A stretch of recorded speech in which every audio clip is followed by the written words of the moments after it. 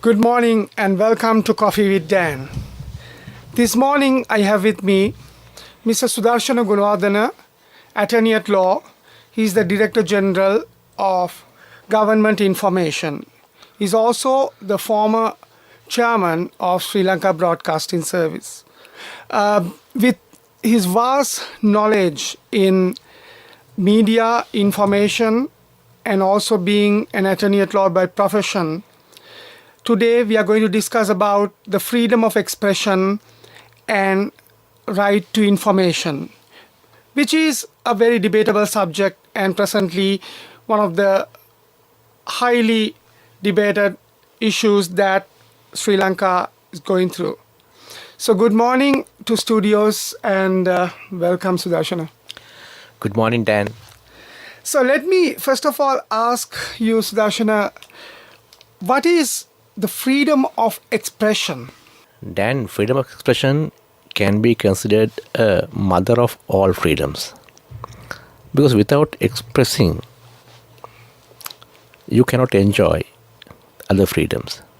For example, a freedom, a person is a thinking animal. That's a distinction. A thinking animal, a person, his thought, freedom of thought has no meaning unless he has the right to express. So that's so fundamental. In the Universal Declaration of Human Rights, it is accepted that every human being has the inalienable right to freedom of thought, which is linked to freedom of expression.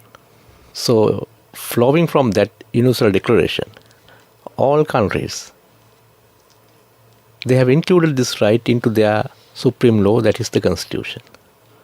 So, which is a cornerstone of freedom, I must say. As you very correctly mentioned, in Sri Lanka, according to the Constitution, we have this Article 14 that talks about the freedom of expression for any person in this country. The freedom to express his thoughts, as you very correctly mentioned. So, however, we had been having many disputes over this article, that whether, since it was enacted in 1978 through the constitution that we are governed by, the freedom of expression and the freedom of media especially came into severe conflicts with the different governments that were in power in this country. So what's the kind of way that this freedom has come over up to now? Yes. Now, if I may explain a little bit about this foundation. The freedom of opinion and expression are fundamental rights of every human being. It's indispensable for individual dignity and fulfillment. They also constitute essential foundations for democracy, rule of law, peace, stability, and also sustainable development. Also, people have a right to participate in public affairs. So there also it's linked with the freedom of expression and opinion. So states, naturally, they have an obligation to respect, protect and promote the rights to freedom of opinion and expression, which is universally accepted obligation. Let me just explain these three pillars, which is obligation to respect, obligation to protect and obligation to promote. Obligation to respect means that the states should not interfere with the right to freedom of expression. Obligation to protect means that the state should not allow a third party to intervene and obstruct the other person's right to freedom of expression. And promote goes beyond that. And promote means that states have to actively take positive measures to uplift the freedom. So, as you very correctly mentioned, we have gone through a period where states, while not only not fulfilling their obligation to respect, protect and fulfill or promote, actually work towards obstructing these rights. So why this is happening? I think one reason was to the prevailing war situation in this country, so where national security concerns took precedence over the freedoms. This is not unique to Sri Lankan situation. It happened everywhere. For example, if you look at the post 9/11 situation in the US, where the Twin Towers were attacked by unknown terrorist elements, the US government took special measures and waged a global war against terror. In the process, they stepped in to restrict many freedoms, including freedom of opinion and expression.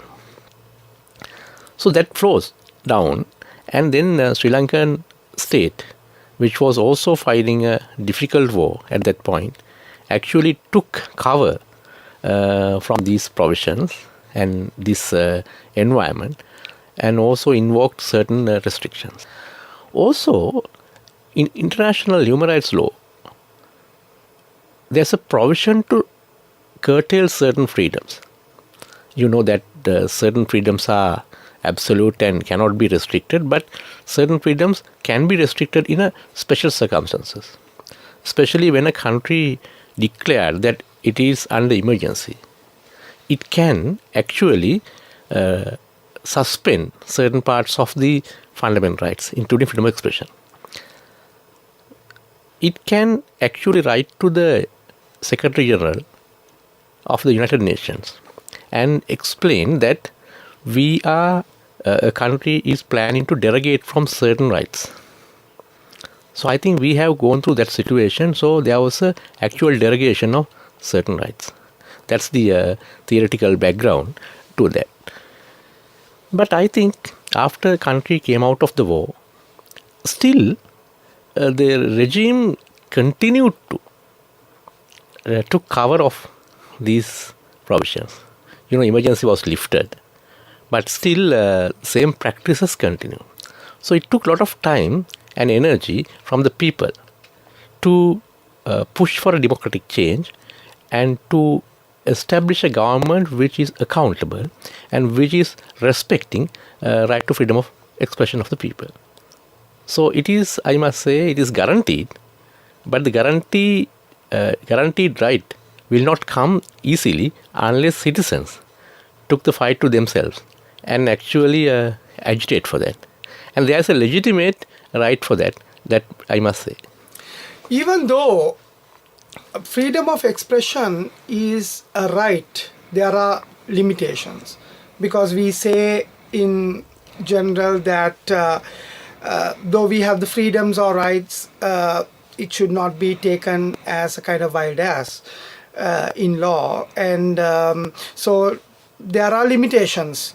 But however, it seems that there are certain double standards in this freedom of expression, especially in the case of where the general public in this country have the limits of exercising the rights of freedom of expression.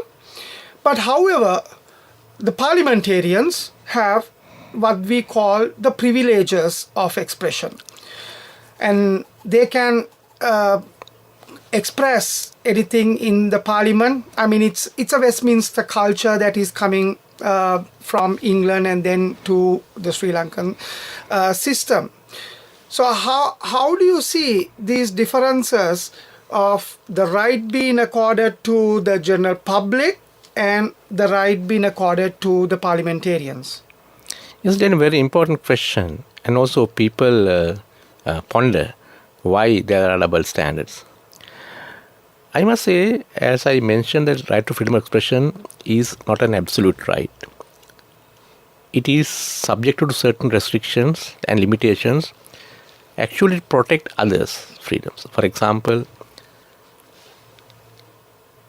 you cannot exercise your right to freedom of expression to create hate and animosity among ethnicities or religious groups, because that would create ultimately a chaos.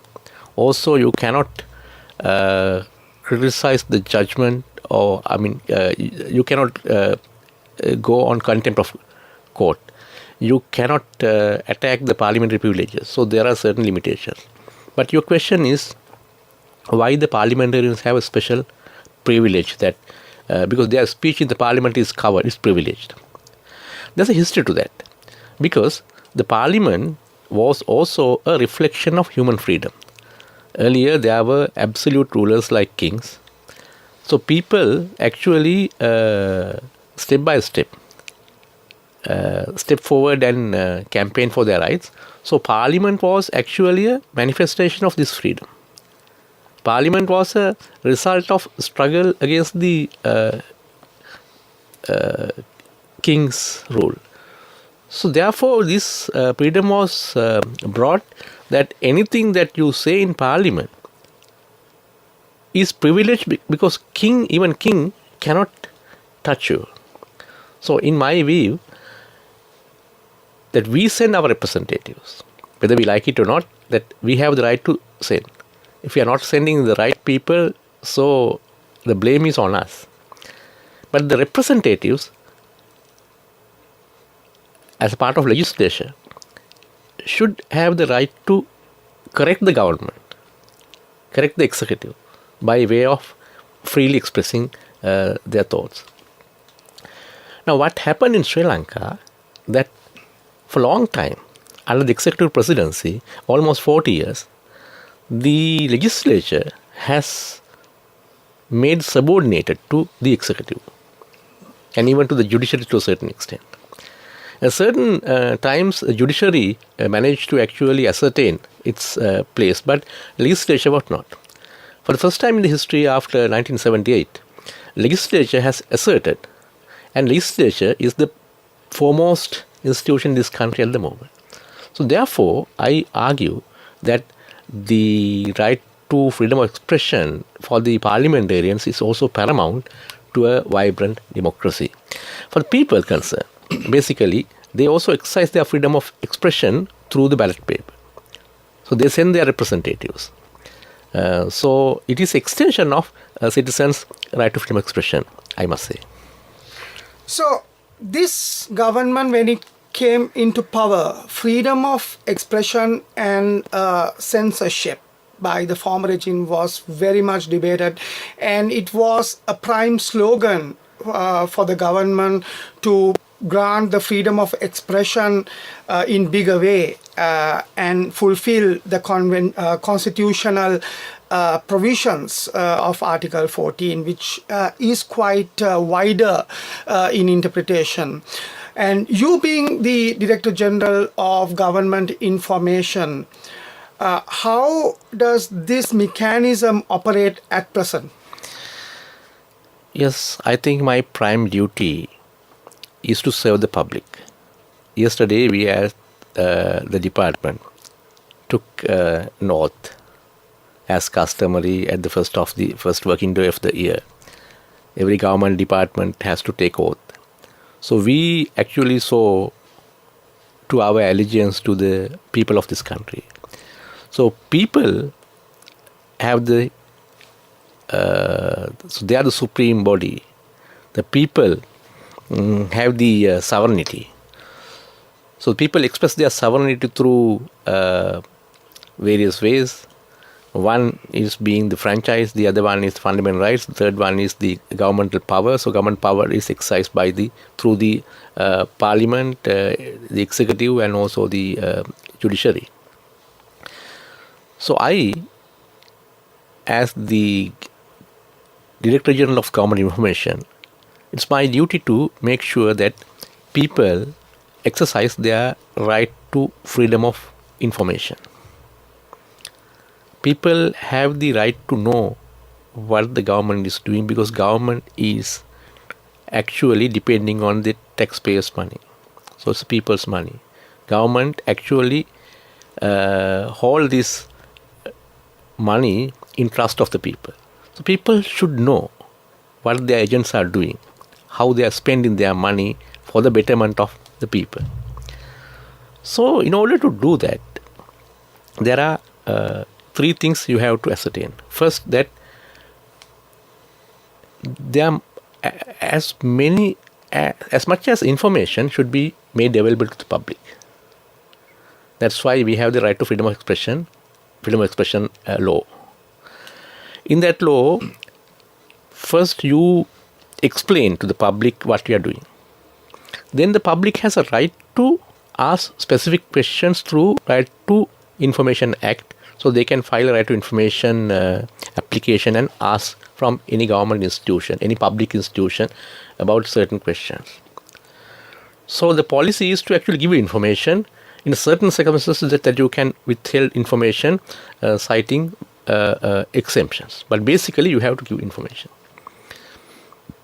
Thirdly, you must create an environment where there's freedom of expression, so where the media is operate freely. So people can get information and also discuss and debate the merits of that. So my department's duty is to actually protect these three pillars. So on one hand, we assist government institutions to provide as much as information to the public by way of helping them to make it user friendly, to raise awareness among the public as well as the duty bearers, which is the government officers and other public officials, about the importance of right to information and their obligations to fulfill the public demand. Thirdly, create an atmosphere for the media and media workers to operate freely in this country. So, therefore, my department is doing very important work. I have just begun. So, I hope that the coming year we could do much more to guarantee people's right to freedom of opinion and expression as well as right to freedom of information. When it comes to media, the freedom to disseminate information to the public, and also on the other hand, for the public, the right to receive information, I think are the key pillars in this freedom of expression and right to information. And even yesterday we saw that this particular right was very well exercised by His Excellency the President Maithripala Sirisena by providing the information regarding the bond report or the bond commission's report yesterday in the media. So at the same time, I also came across that now the government has introduced a new code of conduct for dissemination of the media information. What is this new development? Yes, Dan, I think I thank you for asking these questions, two questions actually. First, the first question is the bond commission, which is an actually live example. A transaction happened during the present government was questioned by the civil society and the media, and media covered this issue extensively, and then the parliament, the legislature acted. Legislature appointed not appointed, actually there's a permanent standing committee called the COPE Committee on Public Enterprise, which is under the last government was headed by a government member. But this time the government agreed that an opposition member, the JVP member, should be the chair. And that committee was very effective, and the committee brought the attention to the public about certain issues. And based on the report and also the submissions by the Auditor General, which is also an independent institution now under the 19th Amendment, the issue came to the surface. Then His Excellency the President acted and appointed a commission of inquiry. So this commission of inquiry managed to ask number of questions, and then finally came up with the report. And the report, President duly actually explained what is the content. So it is, in a way, accepting that government in operation, while they have been doing certain good things, but certain things went wrong, and wrongdoers will be brought into the court of law. So that itself an example of vibrant democracy. The second question, the media regulations, which is, I must say, a misrepresentation by the certain media. There is no regulation. The government has no intention to bring any regulations. Under the 19th Amendment, the Election Commission is empowered to ensure that there will be a free and fair elections.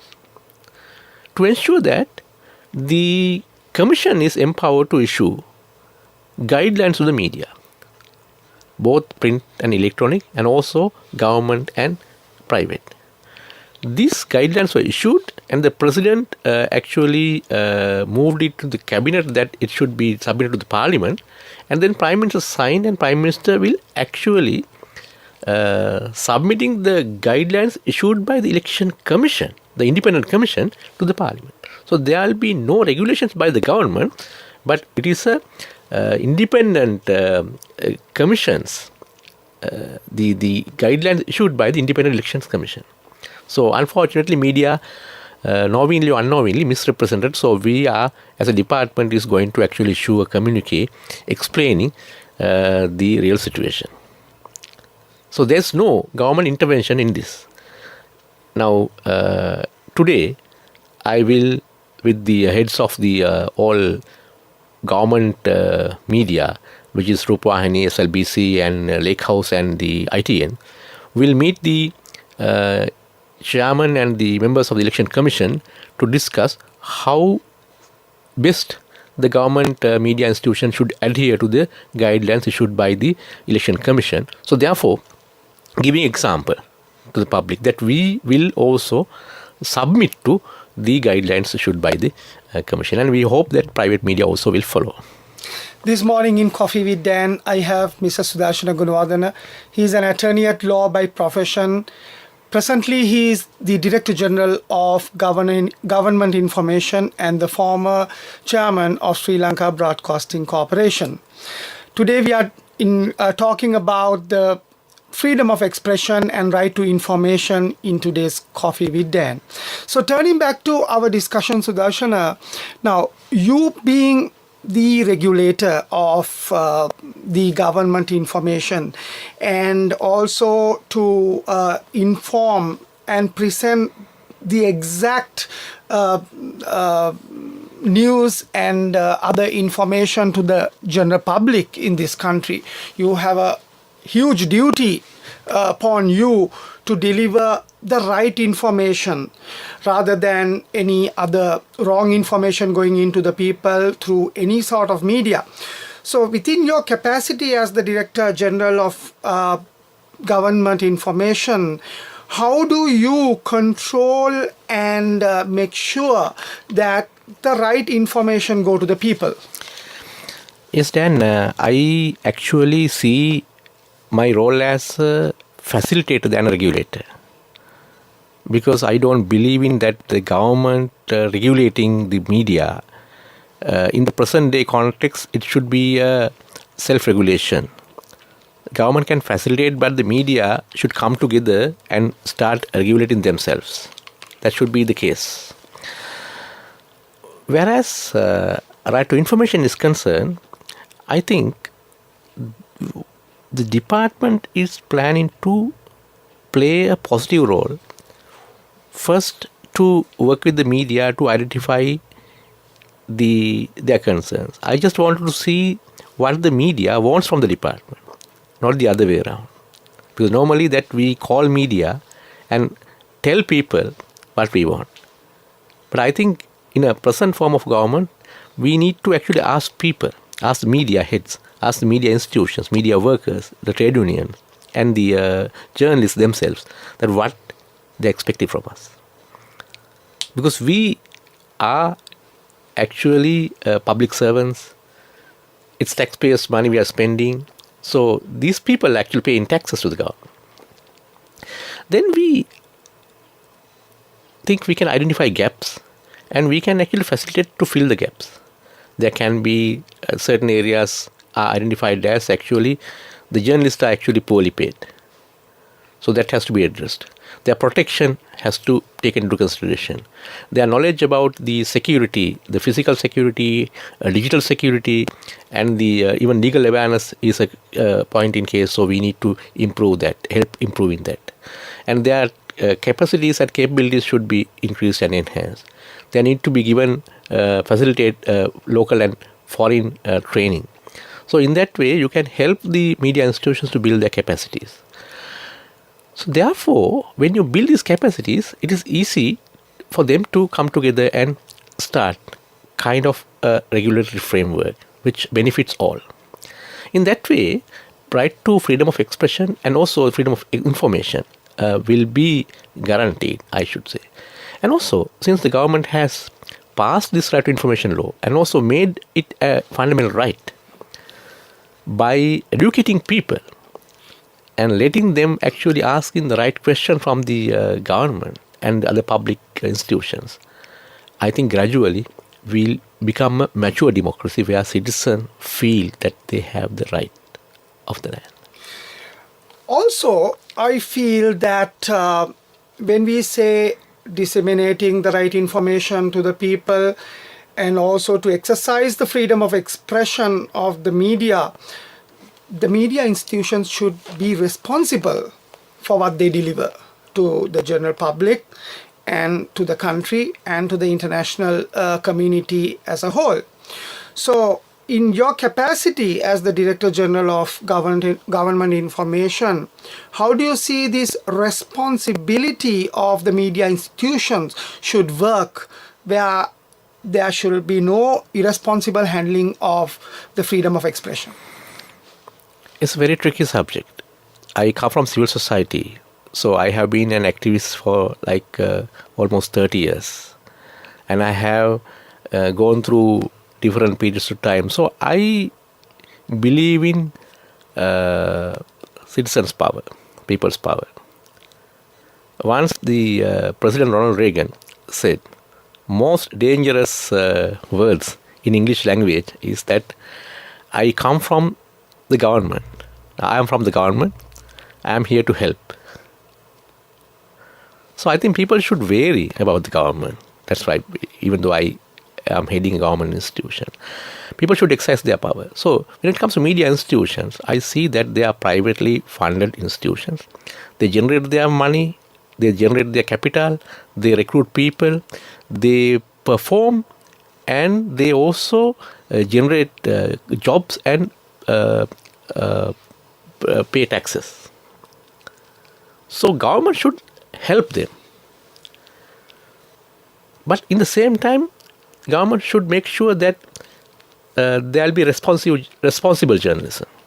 How do you do that? One way is actually imposing regulations. That's the easy way, but it's not democratic way. What we can do that we have government-owned media institutions. Maybe these institutions can set an example. Once you set an example, private media also will see that there's a level playing field. Because mind you that government media institutions are actually supported by the treasury, by one way or the other. Private media they don't have that luxury. So it's not level playing field. Therefore, government institutions should come forward, a step forward, and give an example of responsible journalism. I think then we are in a better place. We are better placed to actually negotiate with the privately owned media, because right of the citizens are paramount, because the sovereignty is on the people. So therefore, private media or the citizen media or citizen journalists are also essential part of democracy, and we should preserve. We should not actually curtail these freedoms, because at the end, the democracy will be protected not only by the state, but also by the citizens themselves. So therefore, the private enterprises and citizens, non-profit institutions are very important, and it's duty of the government to actually protect them. That's my vision.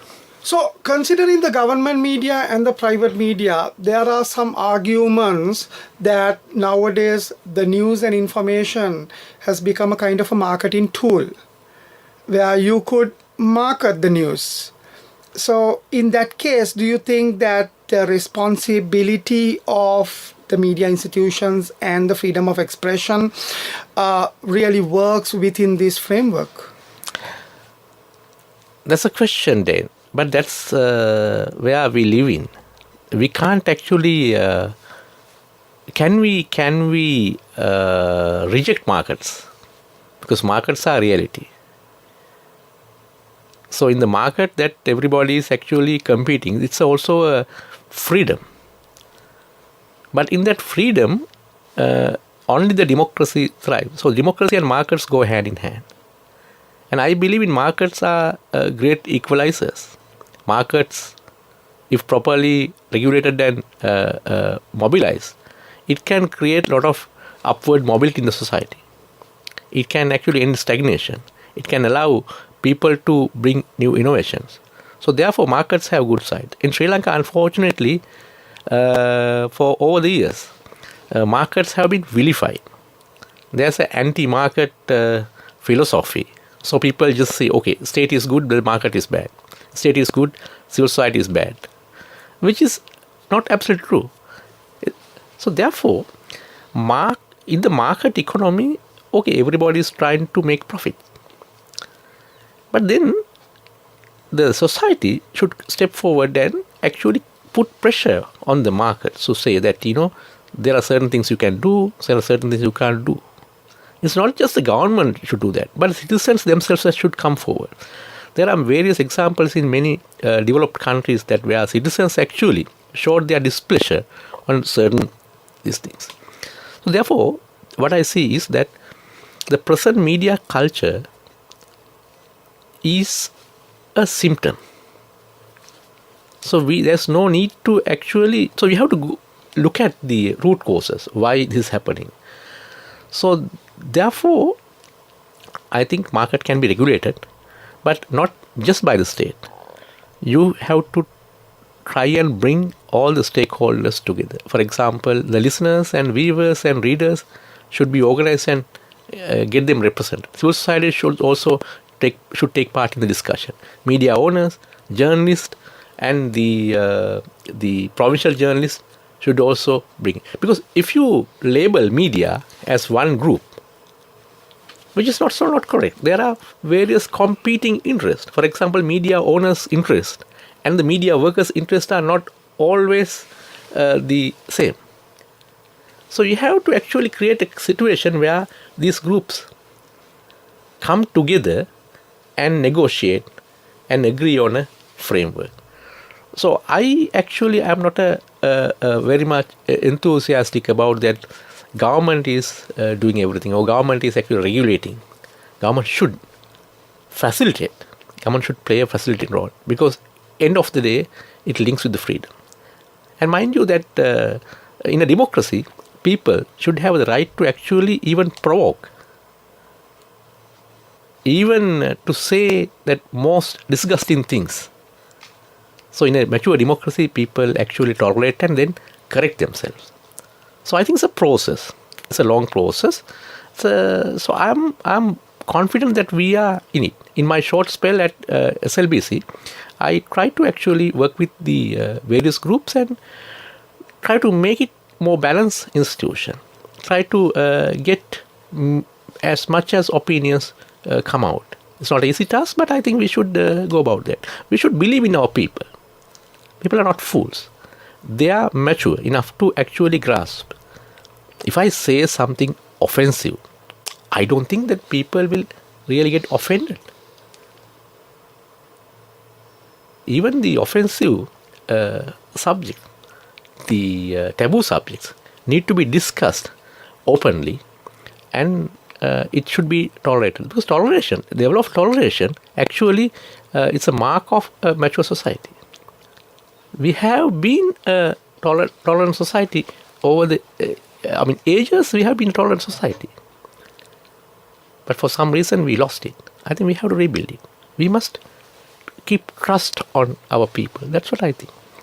Now, we know that the Right to Information Law, or what we call commonly the Right to Information Act, RTI, was passed and brought into being by the government in order to facilitate, as you very correctly mentioned, the government's role towards the people to get the information correct.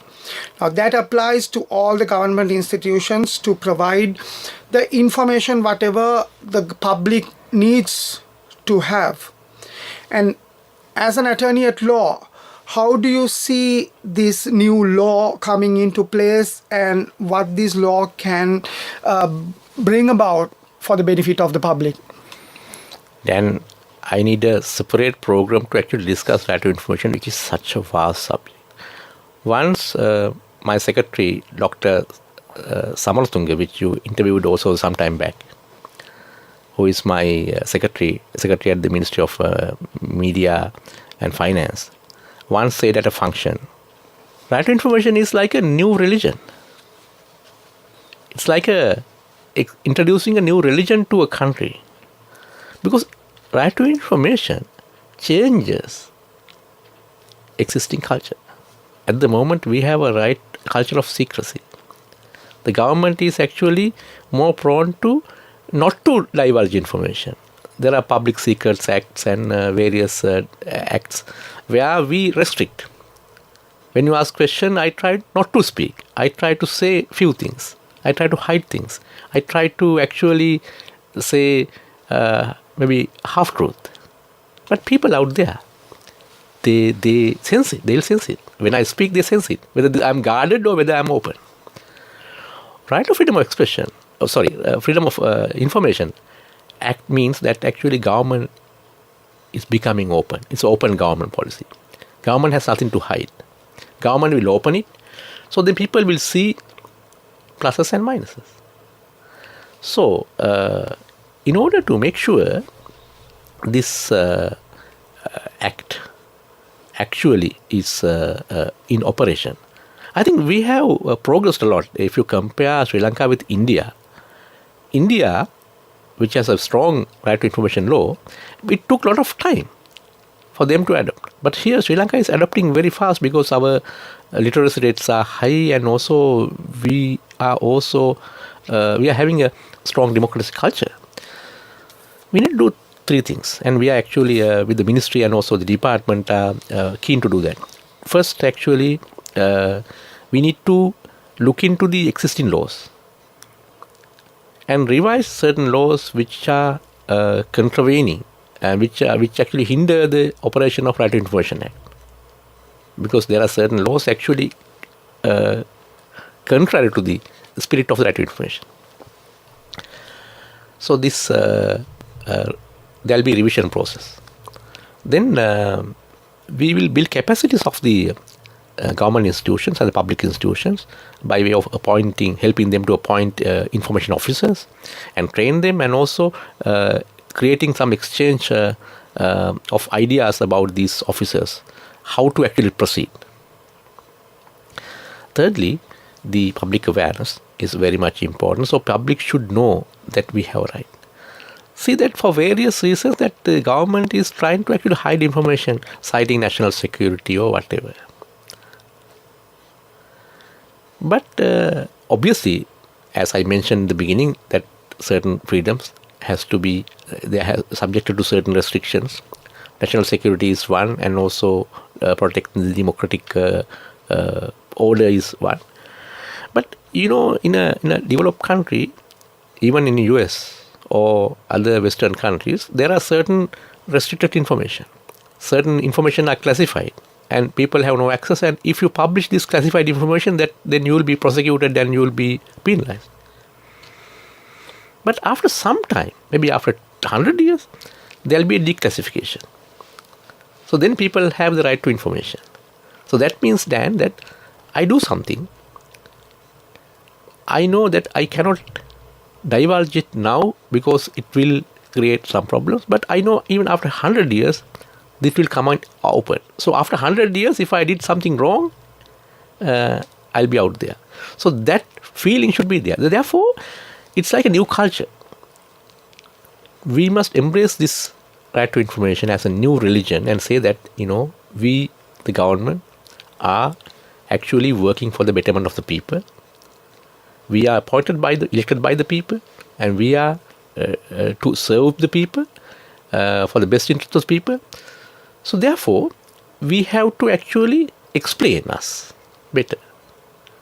In certain restricted situations, we may not be able to explain now, but then we explain maybe in the future.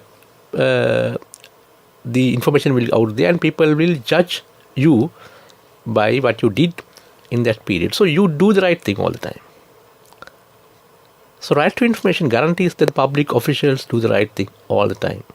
So that will actually help to curb corruption, curb waste. In this country, the bane had been the corruption and also waste. The corruption, people think that, misusing public funds is corruption. But also wasting public funds is also a corruption. You have a huge public service, 1.4 million public service. Every 3 households, there's one public servant. So are we actually doing our duty by the people, for the people? So people must have the right to know. So therefore, this right is very important, and we must create more and more awareness through programs like this.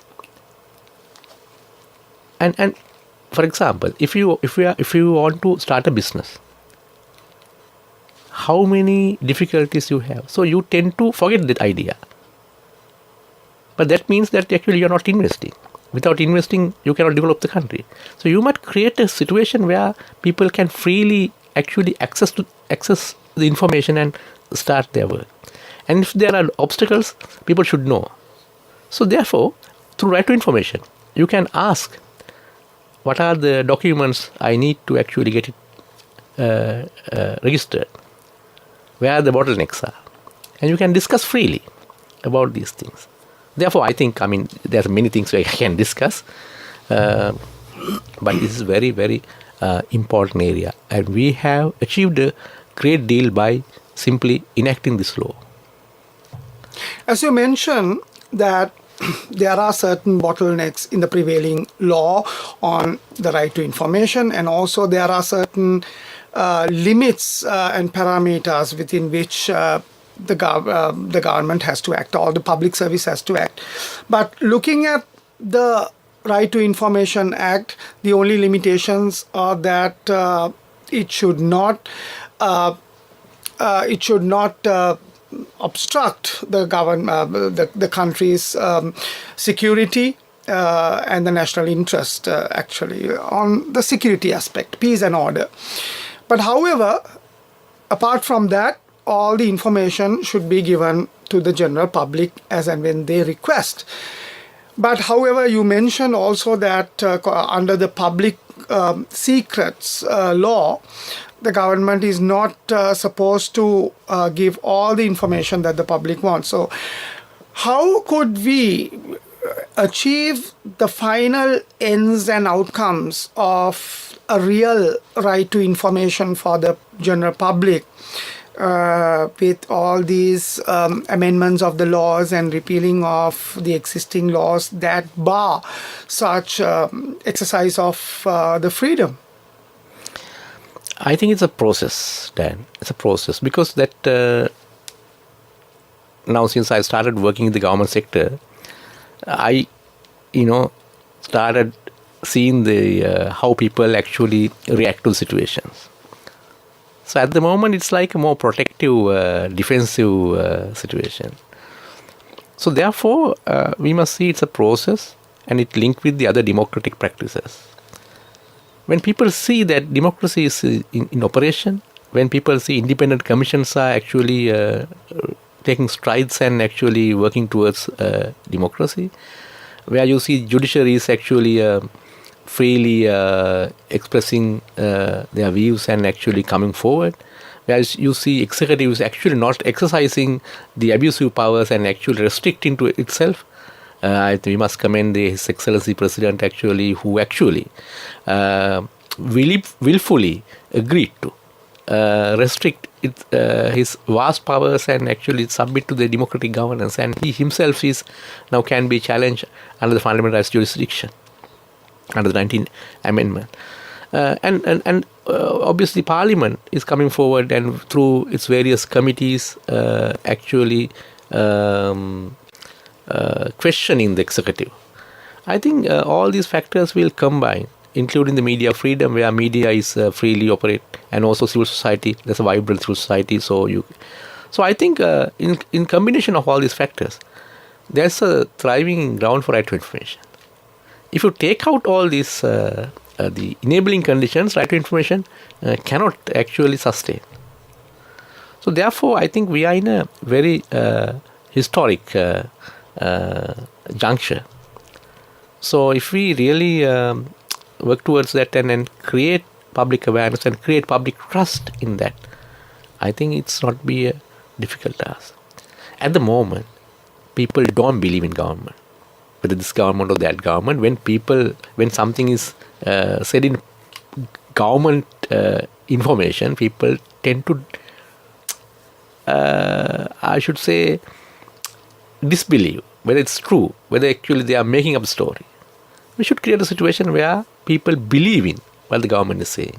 So government will have to say something bitter, something uncomfortable, but still people will, I think, understand and come to terms with that and help the government. So right to information will finally create that enabling conditions. That's what I believe. This morning in Coffee with Dan, we talked about the freedom of expression and the right to information with Mr. Sudarshana Gunawardena. He is an attorney at law by profession, but very importantly, he is the Director General of Government Information and former Chairman of Sri Lanka Broadcasting Corporation. Thank you very much, Sudarshana, for being in Coffee with Dan this morning. It's a pleasure, Dan.